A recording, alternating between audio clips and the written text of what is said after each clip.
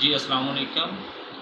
میرا نام ڈاکٹر محمد ندیم ہے اور میں آج پھر ایک بار آپ کی خدمت میں حاضر ہوں اور ایک نئے ٹاپک کے ساتھ انشاءاللہ دوسرا میں قوم دین فاؤنڈیشن کی جانب سے بات کر رہا ہوں۔ جو آج کا ہمارا ٹاپک ہے نا، یہ بہت ہی امپورٹنٹ اور جو ہمارے معاشرے کو تباہ کر رہا ہے اس کے متعلق میں آج بات کروں گا انشاءاللہ۔ جو ہمارا آج کا ٹاپک ہے وہ ایڈکشن اور سائیکیٹرک پیشنٹ کے حوالے سے ہے، جیسے کہ نشے کے اور ذہنی امراض ہیں جو اس کے متعلق ہے۔ تو اس کو میں آپ کو انشاءاللہ one by one topic wise میں آپ کو بتاؤں گا اس کے متعلق۔ تو چلیے ہم اپنے ٹاپک کی جانب چلتے ہیں۔ ٹاپک کی جانب جانے سے پہلے میں گزارش کرتا چلتا ہوں کہ ہمارے چینل کو قائم دین فاؤنڈیشن کو سبسکرائب کریں، لائک کریں، شیئر کریں۔ تو چلیے ٹاپک کی جانب چلتے ہیں انشاءاللہ۔ ہمارا جو ٹاپک ہے، سب سے پہلے میں ڈسکس کروں گا نشے کے مریض کیسے بنتے ہیں، یعنی کہ نشے کے مریض آغاز کیسے کرتے ہیں، کہاں سے سٹارٹ اپ ہوتا ہے ان کا جو ایڈکشن کے پیشنٹ بنتے ہیں۔ سب سے پہلے آج کل کی جو ہماری ینگ جنریشن ہے، اسکول بیسس پہ ہی جا کے یہ نشے میں لگ جاتے ہیں۔ مثلاً یہ شوق میں لگتے ہیں، اگر اسکول میں کوئی ایک دوست سگریٹ پیتا ہے نا، تو اس سے ابتدائی طور پر یہ ایک دوسرے کے ساتھ مزے لینے کے چکر میں کش لگاتے ہیں اور وہاں سے یہ سٹارٹ ہو جاتے ہیں۔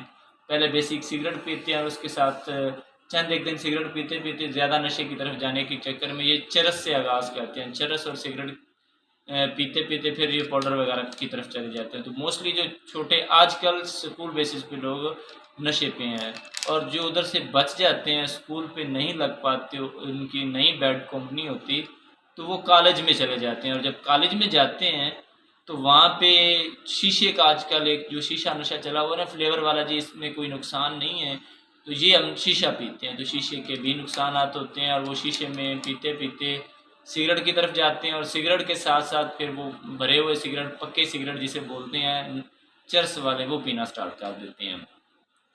تو جب وہ پی رہے ہوتے ہیں، گھر والوں کو کوئی پتہ نہیں ہوتا، وہ تھوڑا بہت خرچہ اپنے کالج کی فیس سے، اس میں سے اگر جو کالج میں بھی نہیں لگتے تو ہاسٹلائزڈ جو لائف گزارتے ہیں نا، ہاسٹل میں لڑکے رہتے ہیں۔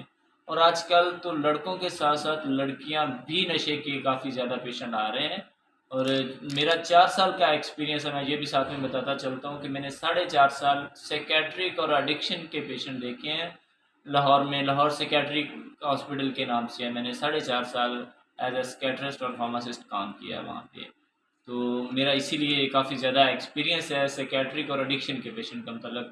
تو ہاسٹلائز جو لائف ہے نا، جو ہاسٹل میں لوگ رہتے ہیں، وہاں پہ اگر ایک لڑکا سگریٹ پیتا ہے تو وہ رفتہ رفتہ اپنے سارے روم میٹ اس کی سگریٹ پینا سٹارٹ کر دیتے ہیں، پھر وہ الکوہلک بھی ہو جاتے ہیں کافی لڑکے۔ اور اس کے ساتھ ساتھ پھر جو آج کل چرس ہے، افیم ہے، یہ تو نارمل سا جس کو ہم نشے میں کاؤنٹ ہی نہیں کرتے، جو بہت زیادہ نشہ کرتے ہیں وہ ہیروئن پی رہے ہوتے ہیں اور پاؤڈر کا نشہ کر رہے ہوتے ہیں، اور انجیکٹیبل کی فارم میں لے رہے ہوتے ہیں، پتہ نہیں گندا گندا پانی یوز کر کے، اور پاؤڈر، سوکھا پاؤڈر سونگھ رہے ہوتے ہیں، سنیف لگا رہے ہوتے ہیں۔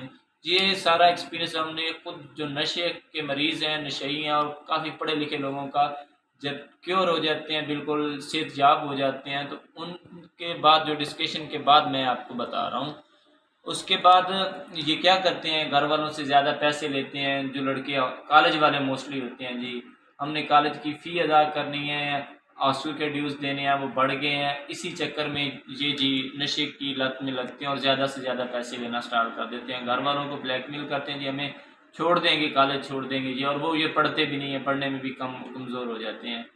جب گھر والوں کو ان کی اصلیت کا پتہ چلتا ہے تو یہ تب تک 70 to 80% نشے کا شکار ہو چکے ہوتے ہیں، اور وہاں سے ان کا واپس آنا بہت مشکل ہو جاتا ہے۔ نشے کا اور جو سیکنڈری ٹاپک ہے جو میں آپ کو بتاتا چلتا ہوں کہ جو نشے کے مریض ہوتے ہیں، ان کی علامات پہلے جو گھر والوں اور دوسروں کو پتہ ہی نہیں چلتی، ان کی کیا کیفیت ہوتی ہے۔ پہلے یہ گھر والوں کو اور دوستوں کو سب کو دھوکے میں رکھتے ہیں کہ جی نہیں، ہم تو بہت معزز آدمی ہیں، ہم تو ان چیزوں کو برا سمجھتے ہیں، کبھی کبھی سگریٹ پیتے ہیں۔ تو سب سے پہلے جو نشے کے مریض ہوتے ہیں، ان کی علامات کیا ہوتی ہیں، انہیں اپنا پیسہ پورا کرنے کے لیے یہ جھوٹ بولتے ہیں، چھوٹی چھوٹی باتوں کے، پیسے گم ہو گئے جی میرے، یہ ہو گیا، وہ ہو گیا، جھوٹ بولنا سٹارٹ کرتے ہیں۔ اور کچھ لوگوں میں یہ سمٹمز بھی پائے جاتے ہیں کہ یہ غصہ کافی زیادہ کرتے ہیں، چھوٹی چھوٹی باتوں پہ اوپر اگر ان کو کسی نے کہہ دیا کہ یہ سگریٹ کیوں استعمال کر رہے ہو، تو یہ غصہ کرنا سٹارٹ کر دیتے ہیں، خاص طور پر گھر والوں کے ساتھ، اور لڑائی بھی گھر والوں کے ساتھ کچھ لوگ کرتے ہیں۔ اور نمبر 4 جو ہے نا، ان کو نیند بہت کم آتی ہے. جب ان کو نشہ نہیں ملتا نا تو ان کو نیند بہت کم آتی ہے. گھر میں پھر رہے ہوں گے رات میں اٹھ کے ایسے ایسے، کیونکہ ان کے پاس نشہ نہیں ہوتا. اور یہ ان کی علامات ہیں، سائن اینڈ سمٹمز ہیں جو نشے کے پیشنٹ ہوتے ہیں. اس کے بعد جو ہوتے ہیں ان کو اس وقت نیند بہت زیادہ بھی آتی ہے جب یہ فل ٹن ہو جاتے ہیں، نشہ کرتے ہیں اور ان کو بہت نیند آتی ہے، پھر یہ 10 گھنٹے بھی سوتے ہیں آغاز میں. اور اس کا ایک اور بھی علامات ہے کہ یہ نہاتے بہت کم ہیں. جب نہا لیتے ہیں تو ان کا دماغ فریش ہوتا ہے اور یہ نشہ کی طرف نہیں جاتے، اسی لیے یہ نہاتے نہیں ہیں. ہفتہ مہینہ نہیں نہاتے، یہ نشے کے مریض ہوتے ہیں.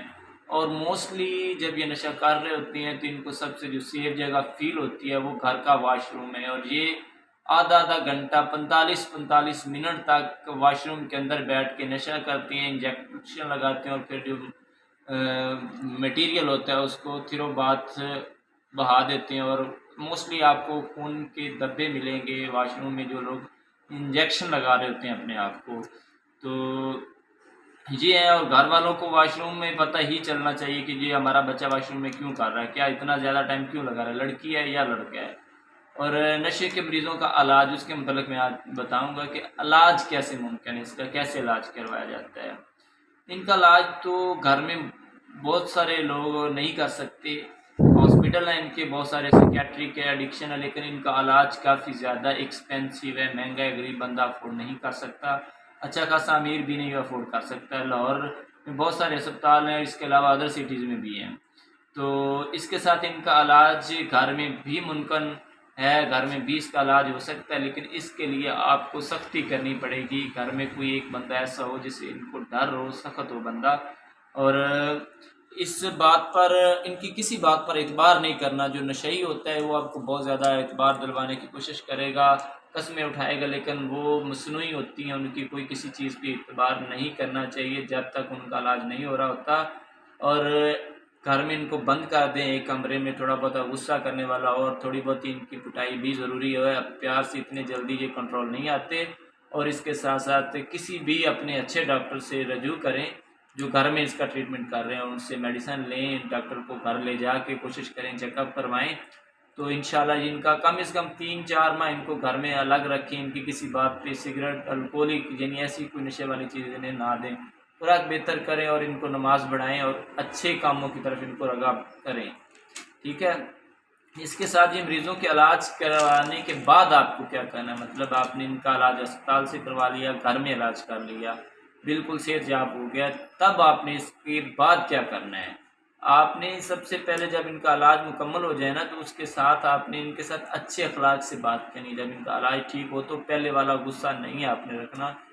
یہ نہ ہو کہ یہ آپ سے نفرت کرنا لگ جائیں اور یہ سمجھیں کہ ہم سے لوگ یہ نفرت کرتے ہیں.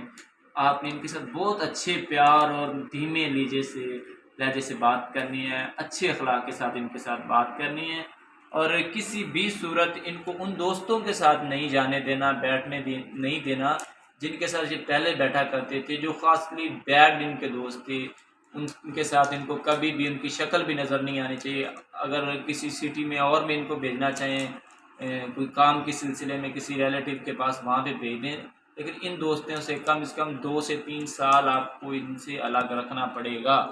کیونکہ اگر وہ پھر انہی کے ساتھ جا کے بیٹھے گا تو یہ 100% دوبارہ نشے کے ساتھ 2 مہینے کے اندر بھی لگ جائے گا. آپ نے چاہے ان کا 6 مہینے ٹریٹمنٹ بھی کروایا ہے. تو نمبر 5، علاج کے بعد جی نشے کے مریض دوبارہ کیوں سٹارٹ ہو جاتے ہیں.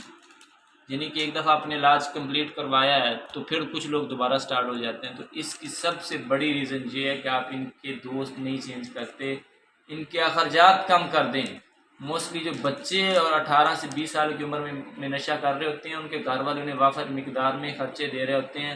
ان کو فری ہینڈ دے رکھا ہوتا ہے کہ جتنے پیسے مرضی اڑاؤ. جب پیسہ زیادہ آتا ہے تو انسان غلط کاموں میں چلا جاتا ہے. کچھ کم لوگ ہیں جو اچھے کاموں میں جاتے ہیں.